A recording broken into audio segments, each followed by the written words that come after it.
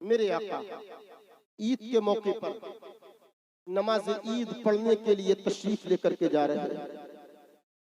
नमाज ईद के लिए जा रहे हैं। साथ में हजरत अली हैं, साथ में हजरत हसन हुसैन भी हैं, दीगर सहाबाए किराम भी हैं। चलते चलते चलते चलते रास्ते में मेरे मुस्तफा की नजर एक ऐसे बच्चे पर पड़ी, अल्लाह अकबर, जो ईद के दिन ज़ारो कतार रो रहा था, जिसके जिस्म पर अच्छा लिबास नहीं था, पैरों में चप्पल नहीं थी, सर पर टोपी नहीं थी, बालों में कंघी नहीं थी। मुस्तफा करीम उस बच्चे के करीब आकर के मालूम करते हैं, बच्चे, आज तो ये खुशियां मनाने का दिन है, आज तो ये खुशी मनाने का दिन है। तेरे जिस्म पर लिबास नहीं है, तेरे पैरों में चप्पल नहीं है, तेरे सर पर टोपी नहीं है, इसकी वजह क्या है? तो वो बच्चा रो कर के कहने लगता है, ए मुझसे पूछने वाले, ए मेरा कम मालूम करने वाले, मेरे वालिद किसी ग़ज़वे में गए थे, मुस्तफा के साथ गए थे। ये बच्चा भी मुस्तफा को पहचान नहीं रहा था, इसने मुस्तफा को नहीं पहचाना था कि यही शम्सुद्दोहा है,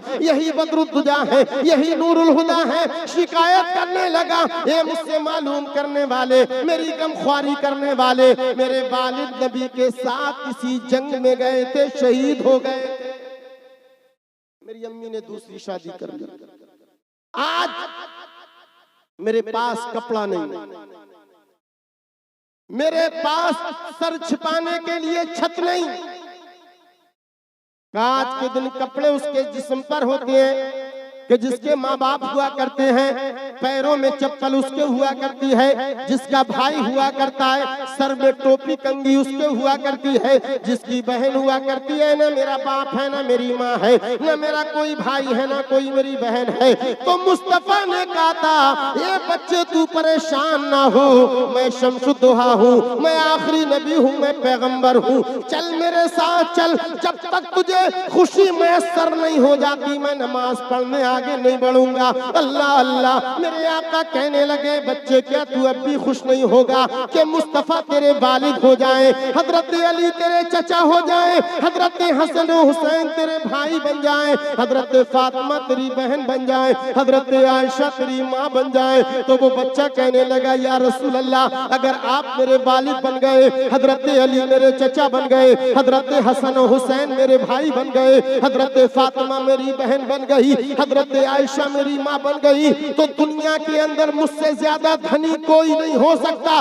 मुस्तफा उसको घर लेकर के आते हैं। अल्लाह अल्लाह। हजरत आयशा से कहते हैं, आयशा इस बच्चे को नहलाओ धुलाओ और हसन और हुसैन के कपड़े इसको पहना। बच्चे ने कपड़े पहने, सर में टोपी लगाई, पैरों में चप्पलें पहनी। अब ये रोड पर आ गया। अब बच्चे मालूम करने लगे, बच्चे ये बता कि अभी तू रो रहा था, तेरे जिस्म पर लिबास नहीं था, तेरे पैरों में चप्पल नहीं थी, तेरे सर पर टोपी कंघा नहीं था, लेकिन अब क्या माजरा है? ये इनकलाब कैसे पैदा हो गया? तेरे चेहरे पर ये जगमगाहट कैसी नजर आती है? तेरे चेहरे पर ये मुस्कुराहट क्यों नजर आती है? तो वो बच्चा ऐलान किया करता था, लोगों सुनो,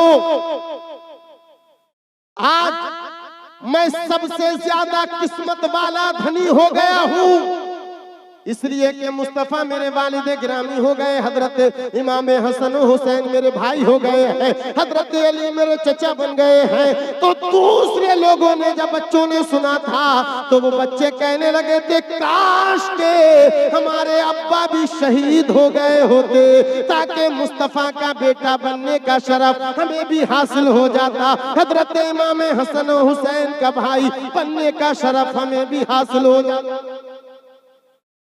तो ईद के दिन गमज़दा चेहरों पर मुस्कुराहट लाना, रोते हुए लोगों के आंसुओं को पोंछ देना, ये किसी और की सुन्नत नहीं बल्कि खालिक कायनात, खालिक कायनात के महबूब अकबर की सुन्नत है।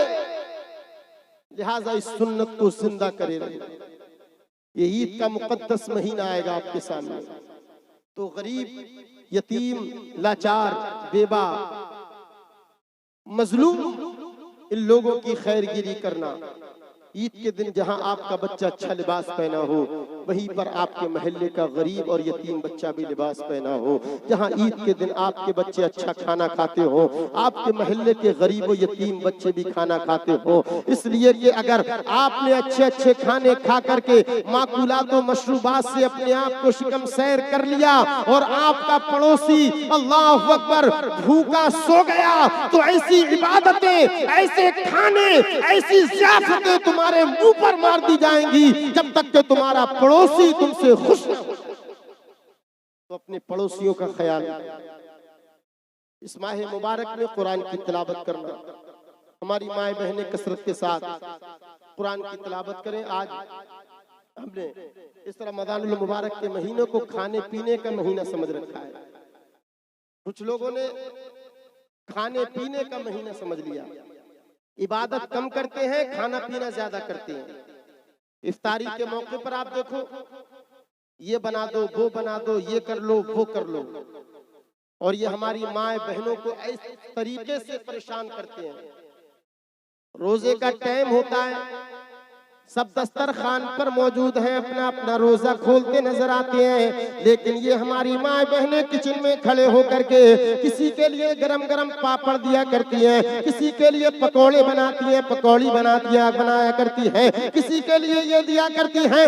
याद रखो, जिस तरीके से तुम भूखे थे, तुम्हें भूख लग रही थी, इन माँ बहनों को भी भूख लगा करती है, लेकिन तुम जुबान के इतने चटोरे हो गए, तुम जुबान के इतने चटोरे हो गए कि तुम्हारा बगैर 6 खानों के रोजा ही नहीं खुलता है। तो उनका भी ख्याल रखा करो। ज्यादा से ज्यादा कोशिश ये करो कि रमजानुल मुबारक के महीने में खाने पीने का एहतिमाम और इंसराम कम करें और अल्लाह की इबादत और रियाजत में ज्यादा से ज्यादा वक्त गुजारें। वरना ये हमारी माँ बहनें चलते चलते रोजा इफ्तारती हैं और बिल्कुल भाग दौड़ करके सहरी तनावुल करती हैं और चलते चलते टाइम निकाल करके कुरान पढ़ा करती हैं। क्यों? इसलिए कि 10 रंग के तुम्हारे लिए खाने जो बनाना है।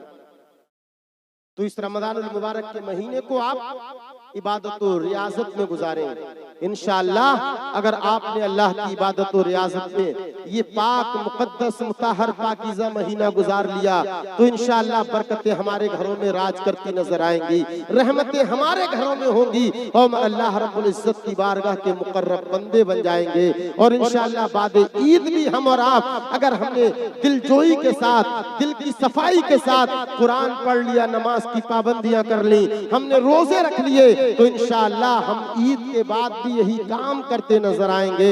मेरे अल्लाह पाक ने फरमाया, कू अनफुसकुम व अहलीकुम नारा, ये लोगों तुम अपने आप को और अपने अहलो अयाल को जहन्नम की उस आग से बचाओ जिसका ईंधन इंसान और पत्थर है। अल्लाह पाक हम सबको उस जहन्नम की आग से महफूज फरमाए, हम सभी को नबी करीम सल्लल्लाहु तआला अलैहि वसल्लम की सच्ची अकीदत और मोहब्बत में जिंदगी गुजारने की तौफीक अता फरमाए। कलमा तय्यब पढ़े, ला इलाहा इल्लल्लाहु मुहम्मदुर रसूलुल्लाह सल्लल्लाहु तआला अलैहि